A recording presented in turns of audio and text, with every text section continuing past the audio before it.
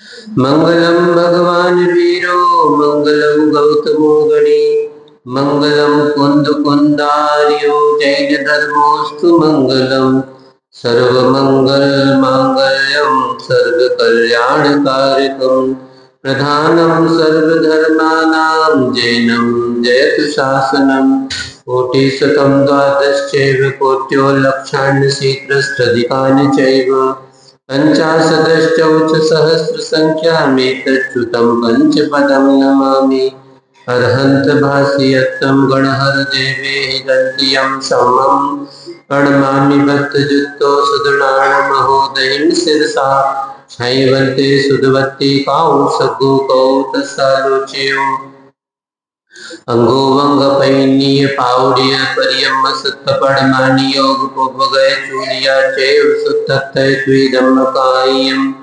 स्यानचकलमंचेमि पूजेमि वन्दामि नमस्सामि दुख को कम को गोयला सुगैलम नम समाय मन्नम जिनगुण संपत्ति होदुमज्जम अथ पौर्वाणिक स्वाध्याय विलयं श्रीमद् आचार्य भक्ति काय सर्वं करोम्य श्रुतजलधिपारगेभ्य स्वपरमति विभावना कटुमतिभ्य सुचरितपोनिधिभ्यो नमो गुरुभ्यो गुणगुरुभ्य छत्तीस गुण समग्रे पंचव्याचार करण संघर्षे शिष्यानुग्रह कुशले धम्माय सदा वंदे गुरुवत्त संयमे नया तरंत संसार सायरम घोरम छिन्नन्ति यट्टकम्मं जम्मण मरणं न पावेति ये नित्यं व्रतमंत्र होम निरता ज्ञानाग्निहोत्राकुला षट्कर्मा विरतास्तपोदंदना साधुप्रिया साधव शीलप्रवर्णा गुणप्रहरणा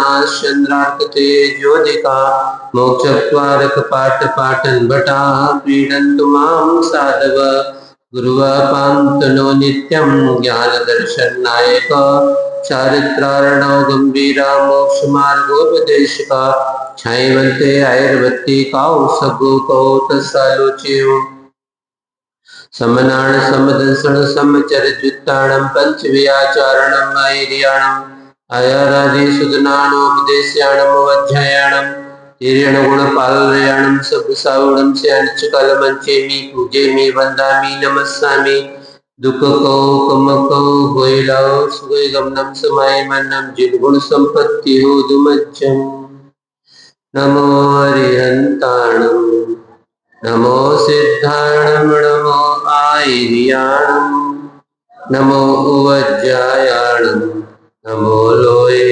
सौगसाहुणम् देवादेव श्री ऋषभनाथ जी भगवान की पटनागंज के मूल बड़े बाबा श्री वर्धमान स्वामी भगवान की परम पूज्याचार्य गुरुदेव श्री विद्यासागर जी महाराज की परम पूज्य विनवाचार्य श्री समय सागर जी महाराज की परम पूज्य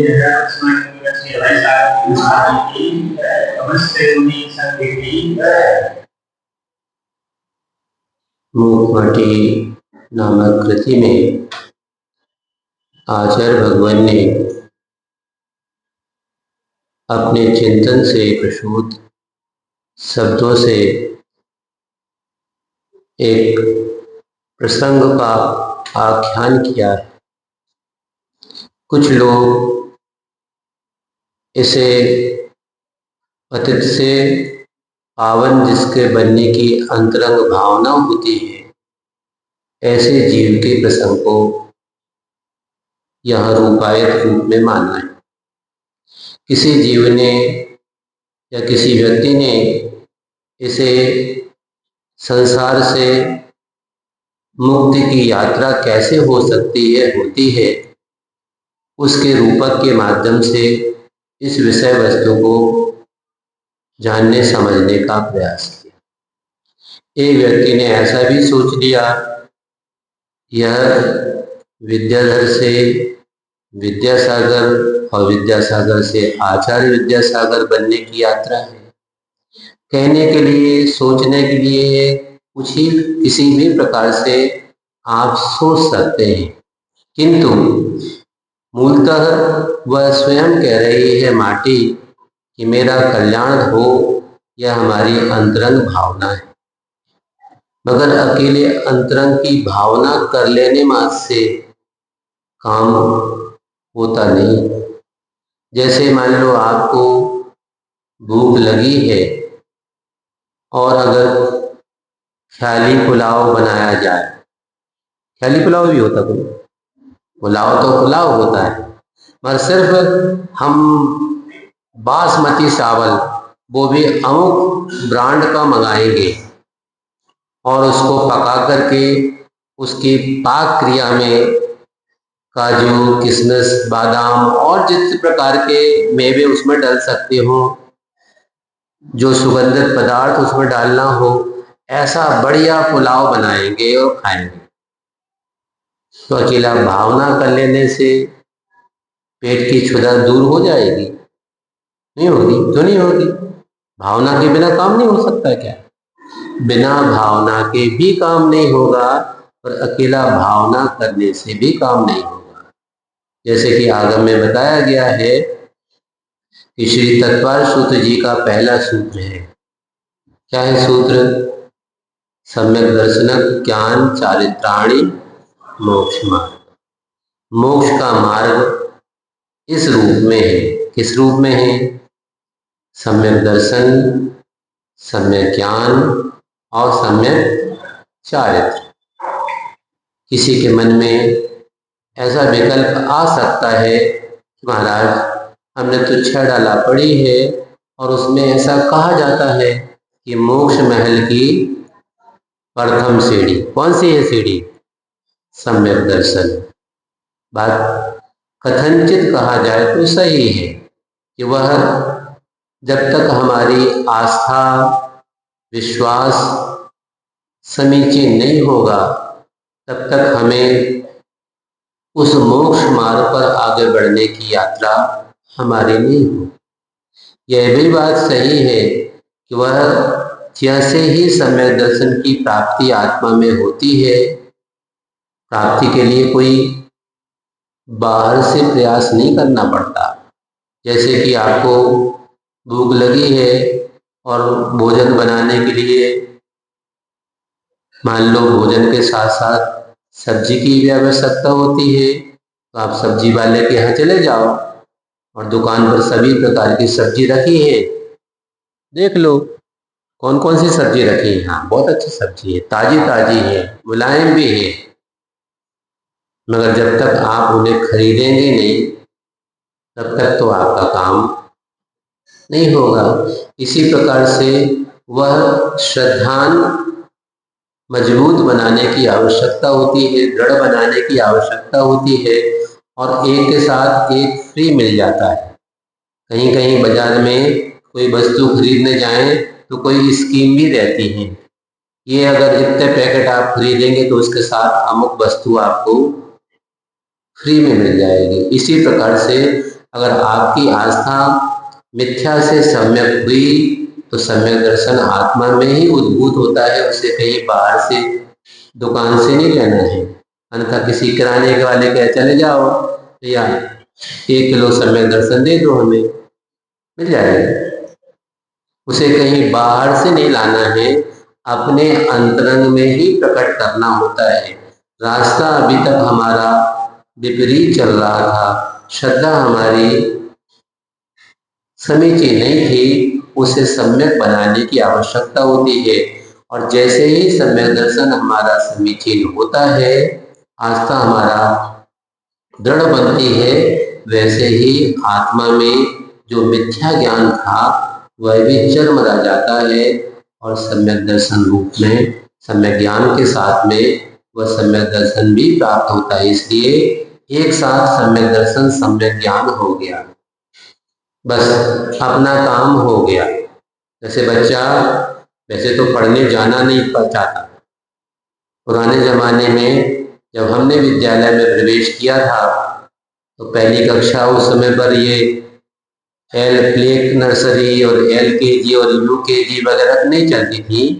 सीधे 5 वर्ष की उम्र में ही विद्यालय में प्रवेश होता था, सीधे प्रधान आचार्य के कक्ष में ले जाया गया। क्या नाम है तुम्हारा? नाम बता दीजिए। पिताजी का नाम क्या है वो भी बता दिया, कितनी उम्र है वो भी बता दी। अच्छा एक काम करो, जरा ये कान, हाथ ऐसा करो जरा, हाँ ठीक है, जाओ इनको पहली कक्षा में बिठा दो, हो गया एडमिशन। इतनी औपचारिकता थी, किंतु आज के ज़माने में बच्चों का भी एडमिशन अगर किसी अच्छे ख्याति प्राप्त विद्यालय में कराना हो तो आपको लंबी चौड़ी एक्सरसाइज करना पड़ेगी। ये व्यक्ति आया था हमारे पास में कुंडलपुर में, शायद सन 2002 की बात रही होगी या उसके और आगे पीछे की बात रही होगी। दिल्ली से आया था और किन्हीं महाराज के पास बैठा होगा, चर्चा की होगी। महाराज ने कहा भैया अच्छी बस है, हमारा नहीं, आप तो उन महाराज के पास चले जाओ, हो सकता है कुछ आपका काम बन जाए। आया, उसने थोड़ी अच्छी लंबी चौड़ी भूमिका बनाई पहले तो, और फिर प्रयोजनभूत बात रखी, महाराज हमें अपने बच्चे का नर्सरी कक्षा में एडमिशन करवाना है। हमारे से क्या संबंध भैया, तुम्हें करवाना तो स्कूल में जाओ। नहीं नहीं महाराज, ऐसा अगर हो तो हम आपसे चर्चा काहे करते, क्या बात है आगे, ऐसी कौन सी बात जिसमें हमसे आपको परामर्श करने की आवश्यकता। आखिर अकेला महाराज परामर्श नहीं करना है, आपकी मदद की भी आवश्यकता। बच्चे के एडमिशन में महाराज की आवश्यकता क्या पड़ गई। महाराज वो अभी तो हमारा बच्चा 2.5 साल का है, उसको प्ले नर्सरी में एडमिशन करवाना है, मगर वो अमुक स्कूल में करवाना है। करवाओ भैया, हमें क्या, हम ज़्यादा हम आशीर्वाद दे देते। नहीं आशीर्वाद तो ठीक है, आशीर्वाद तो चाहिए है, मगर वहाँ पर अप्रोच की आवश्यकता है, और वो भी हमने 5 लाख रुपया डोनेशन कह दिया है। एडमिशन बहुत प्रयास करने पर पता चला कि अगर कोई सुप्रीम कोर्ट के जज का रेफरेंस लेकर के आओगे तो तुम्हारा एडमिशन यहाँ हो सकता है। हमें क्या करने भैया, महाराज कोई सुप्रीम कोर्ट के जज का कुछ व्यवस्था बता दो तो हम संपर्क कर लें। हम महाराज एक ऐलान नहीं बने भैया, तुम्हारे बच्चा को एडमिशन वो भी नर्सरी में करना है, उसमें भी सुप्रीम कोर्ट का जज तुम्हारा रेफरेंस, क्योंकि वो इतना सुप्रीम कोर्ट का जज कोई सामान्य व्यक्ति नहीं होता है। अगर किसी आवश्यकता पड़ जाए तो देश के जो शीर्षस्थ व्यक्ति हैं उनको भी वो कोर्ट में खड़ा कर सकता है, बुला सकता है। वह व्यक्ति एक अननोन व्यक्ति के लिए कभी रेफरेंस में अपना नाम नहीं देगा, इसलिए आपने गलत जगह नंबर डायल कर लिया है, कृपया सही जगह नंबर आपने डायल करें। तो जब पहली और नर्सरी में ये हालत है तो आगे का क्या होगा, इसलिए वह सम्यक दर्शन मजबूत बनाने की आवश्यकता पड़ती है। साथ साथ सम्यक ज्ञान तो हो गया, किंतु इतने से ही काम नहीं होगा, इसके लिए सम्यक चारित्र भी अंगीकार करना पड़ेगा। इसलिए इस श्री तत्वार सूत्र जी ग्रंथ की जो टीका है आचार्य भगवंत श्री पूज्यपाद स्वामी जी ने लिखी, किस नाम से लिखी है किसी को पता? हाँ सही नाम बताया, सर्वार्थ सिद्धि, सभी प्रकार के अर्थ के प्रयोजन की सिद्धि जहाँ से हो सकती है, ऐसा वह श्री सर्वार्थ सिद्धि नाम का ग्रंथ है।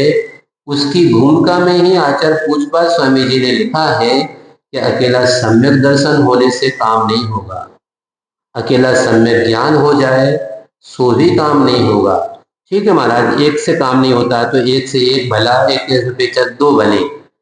अकेला सम्यक दर्शन सम्यक ज्ञान हो जाने से भी काम नहीं होगा, सम्यक चारित्र की भी आवश्यकता हो। महाराज ऐसा कर लें, सम्यक दर्शन हो जाए, सम्यक चारित्र हो जाए, अथवा सम्यक ज्ञान हो जाए, सम्यक चारित्र हो जाए, 2 से भी काम नहीं होगा। तीनों की युति आवश्यकता है, तीनों की एक रूपता। जिस प्रकार से आपको अमृत धारा चाहिए हो, अमृत धारा क्या होती महाराज, एक शीशिया में मिल जाते हैं बाजार में, शांति धारा में चले जाओ वहाँ अमृत धारा मिल जाती है। क्या रहता उसमें, पेपरमेंट और अजवाइन का फूल, ऐसे लाल लाल सफेद सफेद फूल रहते, ऐसे फूल नहीं रहते, वो तो डिगलिया में आते हैं। पेपरमेंट भी डिगली के रूप में रहता है। और तीसरी चीज क्या रहती है? कपूर। कपूर भी सामान्य कपूर नहीं, अच्छी क्वालिटी का कपूर हो, जिसे कहा जाता है बाजार में व्यापारी के यहाँ जाओ तो भीमसेनी कपूर कहलाता है। वह भीमसेनी कपूर भी कई क्वालिटी का आता है। जैसा आपके पास नाना जी हो उस क्वालिटी का, उस रेट का भी वो भीमसेनी कपूर जितना अच्छी क्वालिटी का होगा। वो तीनों हैं, मगर वो तीनों सॉलिड बेस में रहते हैं। उन तीनों को अगर आप कदाचित छोटी शीशी में डालने का प्रयास करेंगे तो भीतर घुसेंगे भी नहीं, क्योंकि वो तो सॉलिड फॉर्म में है। फिर क्या करें? चूरा बनाओ उनका और चूरा उस डिब्बी में डाल दो। महाराज हमने तो देखा था, अमृत धारा तो बिल्कुल पानी जैसी लिक्विड रहती है। आपको कुछ नहीं करना है, आप तो वो तीनों को उसमें मिला दो।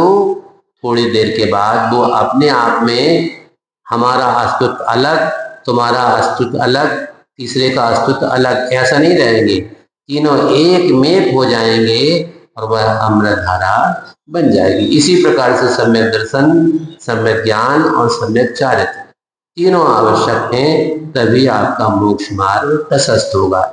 इसी प्रकार से यह जो सरिता तट की माटी है, यह अपनी वेदना को अपनी माँ के सामने कह रही है कि माँ मेरी व्यथा तो सुनो, सुनो बेटा। क्योंकि अब माँ से ही, आपके घर में भी आप देख लें, आपका बच्चा है, अगर उसको कुछ कहना है तो वो सीधा पिताजी से नहीं कहता। क्यों? क्योंकि कभी कभी ऐसा होता है, पिताजी के पास जाओ, कनबुच्ची हो सकती है, इसलिए पिता से तो बालक डरता है। किंतु माँ की गोद ऐसी होती है कि उसमें जो कुछ कहना हो, अच्छा बुरा जैसा भी कहना हो, सब कुछ वो अपनी मन की बात कह लेता। कभी कभी मन की बात कहता है, कभी कभी मन की भड़ास भी, पापा के प्रति, भैया के प्रति, दीदी के प्रति, परिवार के अन्य सदस्यों के प्रति कहना हो तो माँ से तो सब कुछ कह लेता है, और पिता से कहने की कभी कभी हिम्मत नहीं पड़ती है। मगर यहाँ वो सरिता तट की माटी ने अपनी वेदना कही कि माँ मैं स्वयं पछता हूँ, बहुत लंबा समय निकल गया मेरा इस संसार में, और थोड़ी बहुत रही सही कसर थी तो पातिता हूँ औरों से। अन्य लोगों ने भी मुझे पतित करने में कोई कोर कसर नहीं छोड़ी। कैसे है वो व्यक्ति? अधम पापियों से मैं पातित हुई हूँ, गिराई गई हूँ, पद दलिता हूँ मैं। आज वर्तमान में ऐसा लौकिक जगत में कहा जाता है कि कुछ वर्ग ऐसा है जो लंबे समय से पीड़ित रहा है, नगरों में, गांवों में, सामाजिक व्यवस्थाओं के कारण से।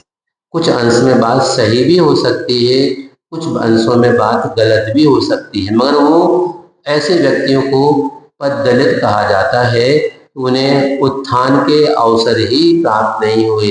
वर्तमान के शासकीय आरक्षण की पद्धति में भी उसी व्यवस्था को बनाया गया है। जो व्यक्ति लंबे समय से ऐसे पदों से वंचित रहे हैं, कभी कभी ऐसा सुनने में आता है कि महाराज ये फलाने व्यक्ति हैं, विगत कितने वर्षों से गांव के प्रमुख हैं। प्रमुख से तात्पर्य, मान लो गांव है, ग्राम पंचायत है, तो जेई सरपंच तो हमने सुना भाई ये 5 वर्षीय योजना रहती है। हाँ महाराज, 5 वर्षीय योजना तो आ गई है। कभी जे थे, कभी इनके पिताजी थे, कभी इनकी पत्नी थी, कभी इनकी बहू थी, और नहीं रही अगर मान लो तो इनने अपने नौकर को ही खड़ा कर दिया, जितना उसको लेने की शक्ति सामर्थ्य इनमें है, तो इनके हाथ में ही वो दस्तखत करने के अधिकार बने हुए हैं। ऐसी अवस्था में कोई दूसरा व्यक्ति अपना उत्थान करना चाहे तो उसको उत्थान का मौका ही इसलिए यहाँ का आ रहा है। और इतना ही नहीं, मैं पददलिता तो हूँ ही, सुख मुक्ता हूँ। सुख का मुक्त तो मैंने कभी देखा ही नहीं है। जीवन में अगर देखा है तो एकमात्र दुख ही दुख देखा है, इसलिए मैं दुख युक्ता भी हूँ, दुख से सहित भी हूँ। और कैसी है? रही सही अवस्था बची तो तिरस्कृत त्यक्ता हूँ। किसी व्यक्ति को सभा के बीच में हो और उसे उंगली पर उठा करके कहा जाए उठो बाहर जाओ, अकेले में अगर कह देते भैया तुम्हारा कपड़े गंदे हैं, इनको बदल करके आओ, जाओ घर जाओ, कपड़े बदल करके आओ, वह उठ जाएगा, आसानी से चला जाएगा। अब जनता के बीच में उसको उंगली दिखा दिखा कर तुम उठो, चलो उठो, इतना भी सभ्यता नहीं तुम में, ये कैसे कपड़े पहन करके आए। एक बार एक व्यक्ति दर्शन करने आए, मंदिर में ही थे वो, नगर के संभ्रांत नागरिक में से माने जाते थे। देखा कि वो बनियान पहने हैं, ठंड के दिन वाली बनियान नहीं, जो आप लोग भीतर पहनते ना, क्या बोलते उसको, नहीं सैंडो तो वो बिना बाएं वाली होती है, बाएं वाली भी होती है। अरे भैया रेडी, अच्छा तुम्हारी रेडीमेड कौन दिखाने तुम भले सैंडो पहनते हो, बाएं वाली को बाएं वाली और जो बिना बाएं वाली वो सैंडो बनियान है, जो भीतर पहनी जाती है शर्ट के भीतर, वो पहने थे। देखा,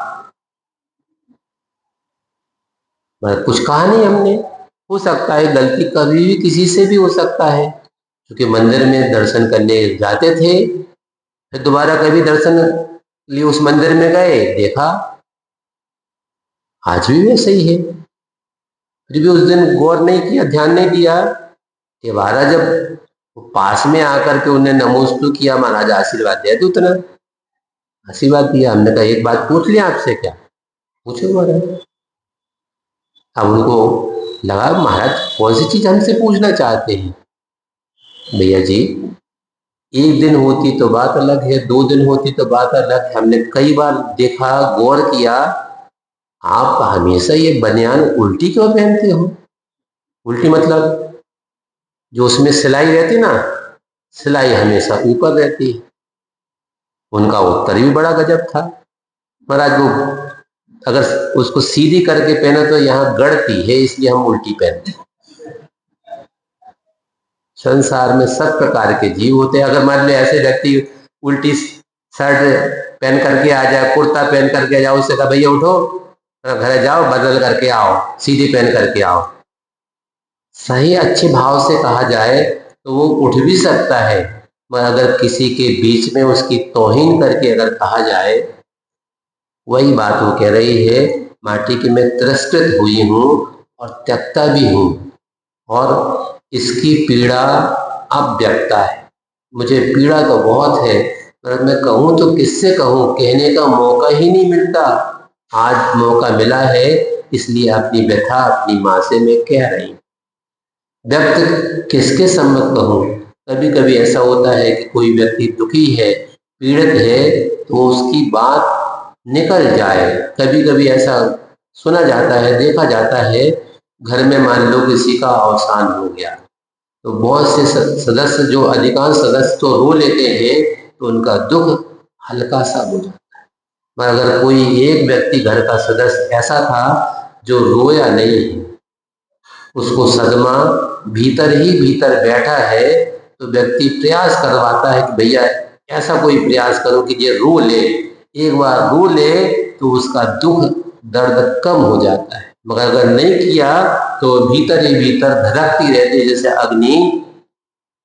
पहले गांव में ऐसा होता था कि ठंडी के समय हो तो व्यक्ति, घर के सदस्य सब इकट्ठे बैठ गए और एक गुरसी कहलाती थी, गुरसी यहाँ बोलते हैं कि और कुछ, अब आज के जमाने में कहाँ धरी महाराज गुरसी, है कि नहीं? मगर नई पीढ़ी के बच्चे नहीं जानेंगे, मगर मिट्टी की रहती थी, गुरसी में कंडा की अग्नि सुलगा ली और सब लोग घेर करके बैठ गए। कुछ चर्चा हो गई किसी भी विषय की, घंटा आधा घंटा उसमें बैठ करके सबने अपनी राजी खुशी की चर्चा कर ली, अब चलो सो भैया, सुबह हो जाओ। मगर अब आज के ज़माने में हो भी तो अपने अपने कमरों में अपना अपना बिट्टू संभालो, और रात के भले ही 12 बज जाए, 1 बज जाए, 2 बज जाए, बिट्टू चलाते रहो, समय काटते रहो। मगर बाजू में माता पिता भाई बहन चाचा ताऊ दुखी हैं, पीड़ित हैं, कष्टप्रद जीवन निकल रहा उनका, उनके पास बैठ करके 2 बोल शब्दों में बोलने का, आप उसमें तो अंतर्राष्ट्रीय स्तर पर चर्चा कर रहे हैं कि लोगों की पीड़ा दुख को दूर करने के लिए अपन को राष्ट्रीय स्तर का एक समायोजन करना चाहिए। घर के व्यक्ति को दूर करने की, उसकी पीड़ा दूर करने की बहुत आवश्यकता है, और वह नहीं कर रहा है। इसलिए यहाँ कहा जाए, मैं अपनी पीड़ा व्यक्त किसके सम्मुख करूं? क्रमहीन हूं। यहाँ क्रम से तात्पर्य क्या है? क्रम के कई अर्थ हैं। जैसे मान लो आप लोग बैठे हैं और कई बार ऐसा बैठक व्यवस्था में गड़बड़ होती कि पुरुषों में महिलाएं, महिलाओं में पुरुष बैठ गए। ये भैया जैसे यहाँ व्यवस्था बनाई ना, ये बीच में बेंच लगा दी, पुरुष एक तरफ बैठो, महिलाएं एक तरफ बैठो। अथवा कहीं कहीं भेड़िया दशान मत बैठो, क्रम से बैठो, लाइन लगाओ, लाइन से बैठो। तो एक तो क्रम ये है। एक हम एनसीसी में थे, तो एनसीसी में परेड होना है, तो जो प्रमुख व्यक्ति था एनसीसी का, वो एक काम करवाता था। एक काम करो, सब बच्चों जाओ वहाँ आखिरी छोर तक जाओ, वहां से दौड़ करके आओ, लौट करके आ गए बच्चे। एक काम करो, सब लोग आपस में एक दूसरे से कंधे मिलाओ और आजू बाजू में खड़े होते जाओ। तो जो सबसे छोटे कद के होते थे, जैसे आपके में अब नींद आ रही थी, हमें जगह पे लाने कहने पड़ी। तो ऐसे जो छोटे कद के लोग हैं उनको आगे करो, जो पीछे उनके बड़े क्रम होते होते सबसे आखिरी वाली लाइन में जो सबसे ज्यादा लंबे हो उनको पीछे करो। किसी को कहा जाए तुम पीछे हो जाओ, तुम आगे हो जाओ, तो कहे हमारे साथ काय रागरीस कर रहे हो। पर अगर कद से नापा तो कंधे से कंधा मिलाओ, और जिसका कंधा बड़ा हो वो बाजू में होते जाओ, छोटे कंधे वाले होते होते जो सबसे छोटे होंगे वो आगे कर। इसी प्रकार से एक क्रम ये भी होता है। ग्रंथों में यथा क्रम भी आता है, यथा संख्या भी आता है। तो यथा क्रम से तात्पर्य ये भी होता है, और दूसरी होती है क्रम से तात्पर्य पद भी होता है। पद मतलब कोई जैसे समाज में होता है ना, अध्यक्ष मंत्री आदि, ये पद भी होते हैं, और पद से तात्पर्य पैर भी होते हैं।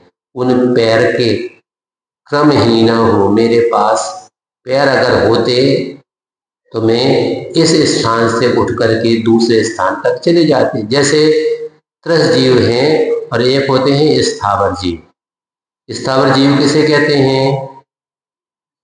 जो वैसे तो आगम की परिभाषा से चले तो जिसके स्थावर नामकरण है कि उदय से जिसको वो एक केंद्रीय पर्याय मिलती है वो स्थावर जीव, और जो त्रस नामकरण से होते हैं उदय में जिसको वह त्रस जीव है।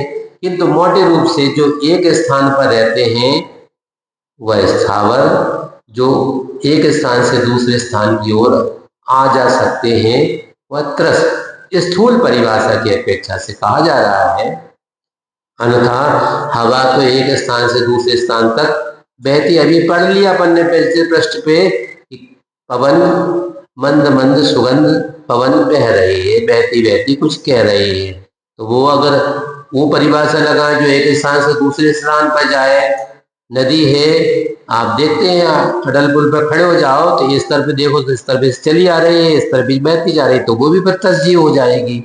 अग्नि भी कई बार ऐसा होता है कि किसी ने गलती से असावधानी से माचिस की एक तीली बीड़ी से लगाने के लिए जलाई, बीड़ी से लग गई, उसको फेंक दिया, और अगर वो गर्मी का समय हो और किसी के फसल खड़ी हो तो फसल में आग लग गई। अब क्या किया जाए? बुझाने के लिए प्रयास तो जो कर सकता है वो करता ही है। कि तो हवा भी कभी कभी उसमें साथ दे देती है, और इस तरफ होती अगर हवा तो वह खेत की मेड़ से बाहर की ओर चली जाती, किंतु संयोग सी बात हवा की गति दूसरी दिशा की ओर थी, जिस तरफ फसल लगी थी उसी तरफ, तो वह अग्नि भी बढ़ती जाती है, तो क्या वो भी त्रस्त हो गई? इसलिए परिभाषा स्थूल बताई आपको। तो यहाँ पर क्रमहीना हूँ, मेरे पैर नहीं है कि मैं यहाँ से हट करके कहीं अन्यत्र जा सकूं।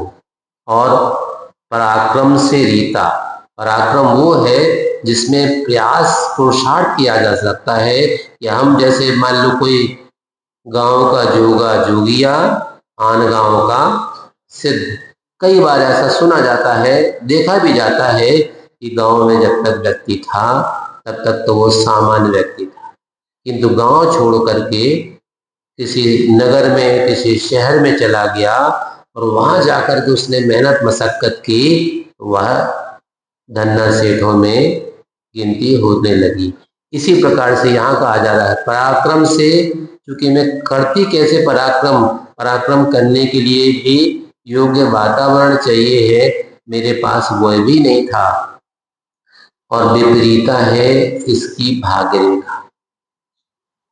भाग्य की रेखा अगर हमारी विपरीत है तो हम कितना भी प्रयास कर लें, पुरुषार्थ कर लें, कर्म अगर आगम की भाषा में, सिद्धांत की भाषा में चले, तो अगर हमारा प्रबल कर्म है तो कितना भी प्रयास करने के बावजूद भी हमें सफलता, तो इसलिए सफलता नहीं मिल रही है इसलिए हाथ छोड़ दे प्रयास करना, पुरुषार्थ करना नहीं। पर कभी कभी ऐसा हो जाता है कि व्यक्ति हताश हो जाता है, एक बार प्रयास कर लिया, दो बार कर लिया, तीन बार कर लिया, अब नहीं करना प्रयास। क्यों? जैसे आचार्य कहा करते थे कि कुछ लोग ऐसा चर्चा करते हैं तत्व चर्चा के दौरान कि सम्यक दर्शन प्राप्त करेंगे, प्राप्त करेंगे, प्राप्त करेंगे। तो जब से सुनी चर्चाएं उनकी, तब से समय दर्शन प्राप्त करने में ही लगे हुए। लगना कोई बुरी बात नहीं है, मगर आपसे अगर पूछा जाए कि कोई व्यक्ति उसने प्राइमरी से ले उठ करके अब माध्यमिक कक्षा में एडमिशन लिया है, कहाँ तक होती प्राइमरी? 5वीं तक। 6वीं कक्षा माध्यमिक है, 6वीं कक्षा से 8वीं तक माध्यमिक है, फिर हाई स्कूल आ गया, 9वीं 10वीं हाई स्कूल हो गया, फिर हायर सेकेंडरी आ गई, तो 11वीं 12वीं हायर सेकेंडरी हो गई। उसके बाद फिर कॉलेज क्या आएगा, यूजी, फिर पीजी, ऐसे क्रम है। उत्तर प्रदेश में थोड़ी सी भिन्न दशा है, अपने यहाँ जिसको हायर सेकेंडरी कहते हैं वहाँ उसको इंटर कॉलेज कहा जाता है। हम पहले चक्कर में पड़ा कि भैया यहाँ के बच्चे कॉलेज में पढ़ने लगे, नहीं महाराज, इंटर कॉलेज, बस यहाँ से निकले और कॉलेज में गए, इसलिए उसको इंटर कॉलेज कहते हैं। ठीक है भैया, कॉलेज की बात है। तो अब मान लो कोई बच्चा 10वीं तक तो पास, वैसे पहले सरकार की व्यवस्था ऐसी थी, शायद हो सकता अभी भी हो, कि 8वीं तक, क्यों साहब, पढ़े तो ठीक है, न पढ़े तो ठीक है, अगली कक्षा में भेज दो। मगर अगली कक्षा में तो भेज दो, मगर उसको अपना स्वयं का नाम लिखते अगर नहीं बनता है तो ऐसी कक्षा में भेजने से, इसलिए फिल्टर लगा दिया कि बोर्ड की परीक्षा ले लेते हैं। अब हंसी हंसी में कोई कहे बोर्ड की परीक्षा से तात्पर्य क्या, जो ब्लैक बोर्ड पर लिख दिया जाए वो परीक्षा ले ली जाए, वो ब्लैक बोर्ड की परीक्षा। ऐसी नहीं, थोड़ा सा पेपर कठिन रहता है, बाहर से बनता है, इसलिए ऐसी परीक्षा में वो फिल्टर लगा दिया जाता है। आप अगर पढ़ करके आए हैं तैयारी करके तो आप पास हो जाएंगे, अन्यथा यहीं से आप वापस लौट सकते हैं। ऐसे व्यक्ति, मगर वो व्यक्ति होनहार था, अच्छा था, बुद्धिमत्ता वाला था, मगर क्या करे, एक बार परीक्षा दी और परीक्षा का जब समय आया तब उसका हाथ में फ्रैक्चर हो गया। जिस हाथ से लिखना है उसी हाथ में फ्रैक्चर हो गया। कैसे देगा परीक्षा? नहीं दे पाए। अगले साल फिर देंगे। अब अगले साल जब परीक्षा का समय आया, उसी समय तबीयत ज़्यादा खराब हो गई, फिर परीक्षा नहीं दे पाए। तो यहाँ तो कर्म तो यहाँ भी है, किंतु उसमें उसका पुरुषार्थ नहीं हो पाया। पर आपने पुरुषार्थ किया, और जब से चर्चा सम्यक दर्शन की करते रहे, तब से आज तक उसी कक्षा में बैठे हैं, आगे कक्षा में नहीं गए। तो फिर आप 8वीं के बाद 9वीं में गए नहीं, तो 8वीं में बैठे रहोगे जीवन भर। कुछ तो प्रयास करो। या तो आपका प्रयास समीचीन नहीं है, या फिर आप आगे कदम बढ़ाना नहीं चाहते। किंतु यहाँ कह रही है वो माटी कि मेरी भाग की रेखा लगता है विपरीत हो गई है, और वास्तव में ऐसा नहीं है। आचार्य ने एक बार ऐसा भी कहा था कि भाग तो अपना है, अपने हाथ में है। अपना प्रयास करने पर अपन अपने हाथ की रेखा को भी परिवर्तित कर सकते हैं, कर लेते हैं। विश्वास अंतरंग में होना चाहिए कि हमें अपने लक्ष्य को प्राप्त करना है। जितनी भी बाधाएं हैं, हमने सुना है, पढ़ा भी है कि एक देश के राष्ट्र प्रधानमंत्री थे जो कद में तो ऐसे थे।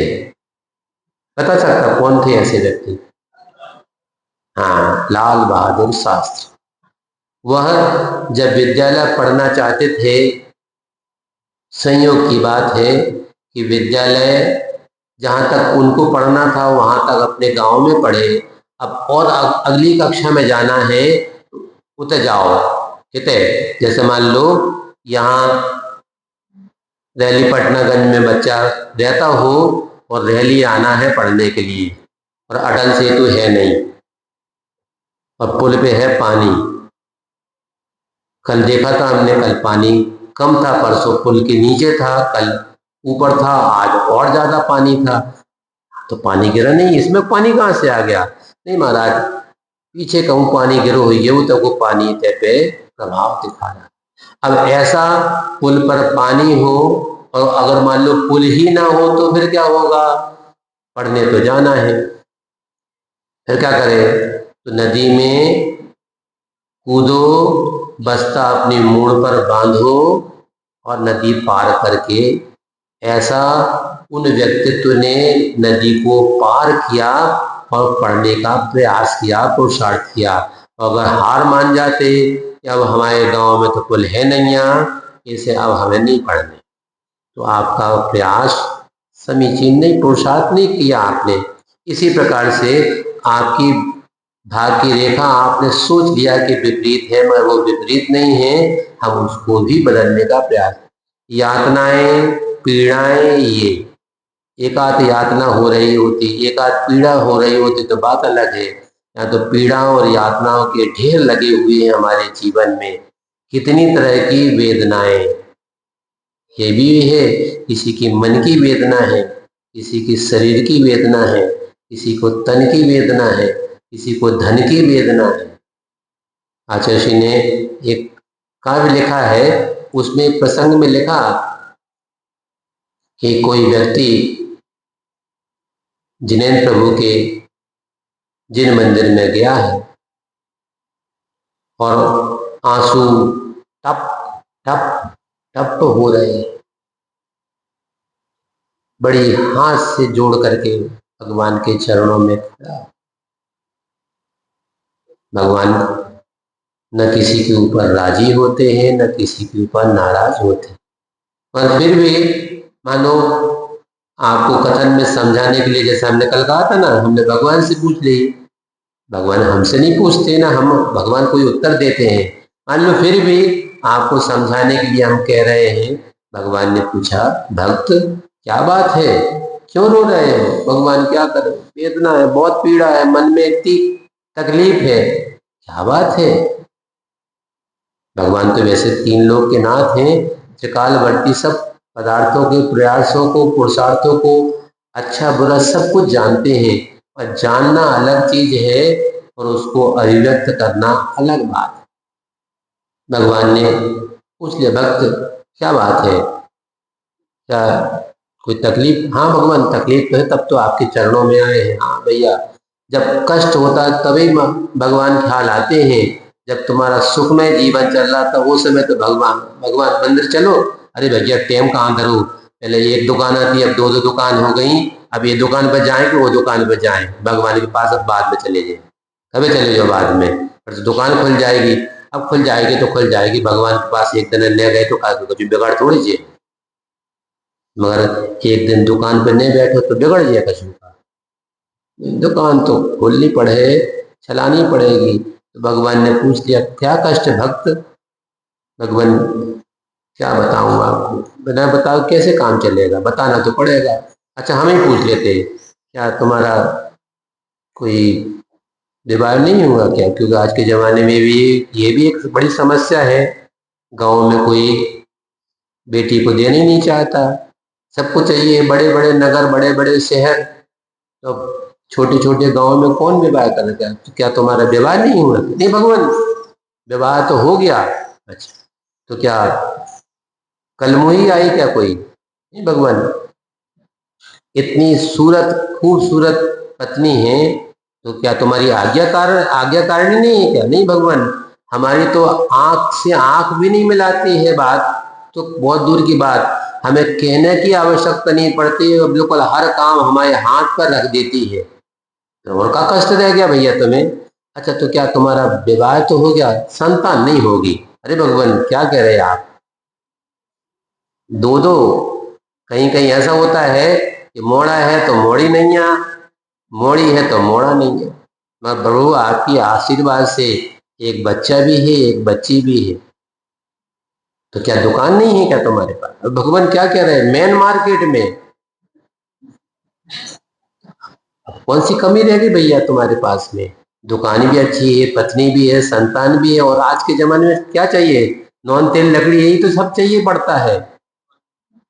अच्छा दुकान तो है मगर चलती नहीं होगी, अरे भगवान क्या बात कर रहे, चलती क्या दौड़ती है फर्राटे के साथ में, तो फिर का कष्ट है भैया बताओ, फिर काय रो रहे होते पे आकर के, भगवान क्या बताएं, बताओ। तो जैसे आपके नगर में जितने लोग होंगे हमारे ख्याल से उसमें से बहुतायत से 12 होंगे, है ऐसा कुछ है, सब 12 होंगे, लोकल के शायद ही कोई इन्हें चुने अगर होंगे भी तो हाँ होंगे, तो बस बेबी अगर वंशावली उनकी भी निकाली जाए तो बेबी एक पीढ़ी दो पीढ़ी तीन पीढ़ी पहले कहूँ और कहूँ से फिर भी मान लो वो यहाँ के निवासी है, तो वो कष्ट क्या है कि भगवान हमें तो आए हो गए 5-7 साल हो गए 10 साल हो गए 15 साल हो गए 20 साल हो गए तब हम यहाँ आए थे, और दिन रात मेहनत मशक्कत करके आज इस मुकाम तक हम पहुंच गए,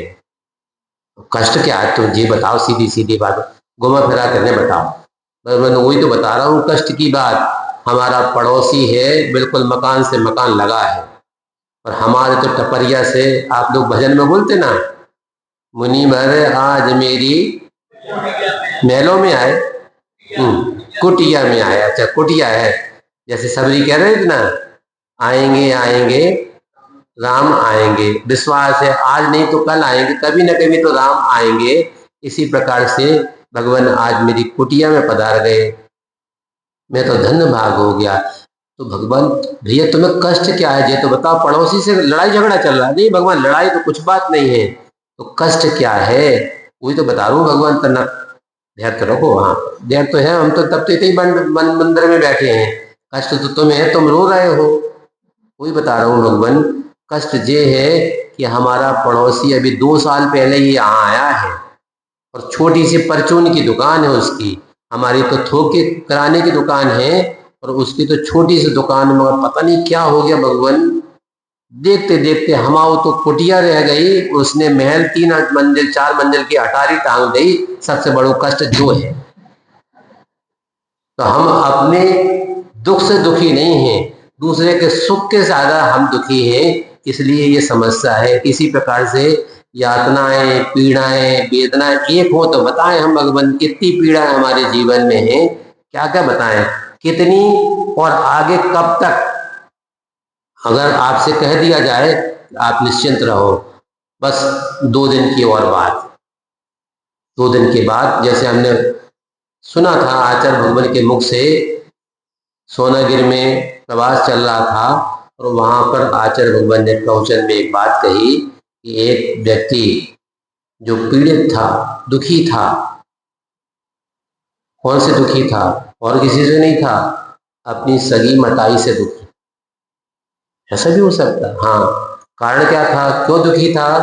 क्योंकि माँ ने सुन रखा था, कोई रिद्धिधारी महाराज थे, उनसे सुना था, अवैध ज्ञान के धारक होंगे, उनने कहा था भगवान हमारा संतान कब होगी? घबराओ नहीं, संतान होगी। कब होगी? बता दिया, इतने वर्ष के बाद। कैसा होगा भगवान? जी मत पूछो भगवान, आप बता रहे हो तो फिर पूरी बात बता दूं। देखो, हम सही सही बताएंगे तो तुम्हें पसंद नहीं भगवान, अब पसंद नापसंद की तो कोई बात है ही नहीं, आप तो जो बताएंगे सही ही बताएंगे। तुम संतान को तो जन्म दोगी, भगवान आपने तो का लगा दो बस। आप कितना अच्छा वाक्य बोले, आप बहुत समझदार हैं, विवेकवान हैं और बुद्धिमान हैं, किंतु परंतु बट ये शब्द ऐसे हैं कि आगे की जितनी लाइन है वो सब साफ, और वो उसके किंतु परंतु चूंकि बट के बाद जो शब्द कहा गया वो मुख्य हो जाता है। इसी प्रकार से वह कह रहा है कि भगवान बताओ तो।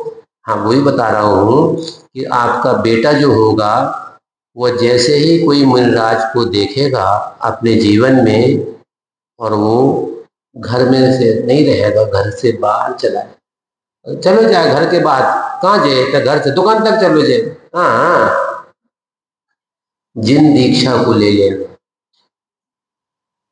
ऐसा हो। हाँ, ऐसे ही हो। अब क्या करें? तो माँ ने सोचा कि और किसको देख करके होगा?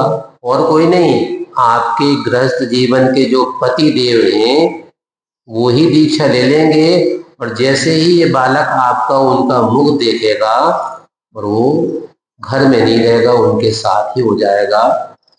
तो हमें ऐसा न रहेगा बांस न बजेगी बांसुरी। हम ऐसी व्यवस्था करती कि हमारा बालक कोई अभाव उसके जीवन में नहीं रहेगा, उसको जितनी भी सुख सुविधा की सामग्री चाहिए है, हम अपने घर में ही अंडरग्राउंड में ऐसा मकान बना लेते हैं, इसमें ही तहखाने में बालक को रखेंगे, न बाहर देखेगा न बाहर जाएगा।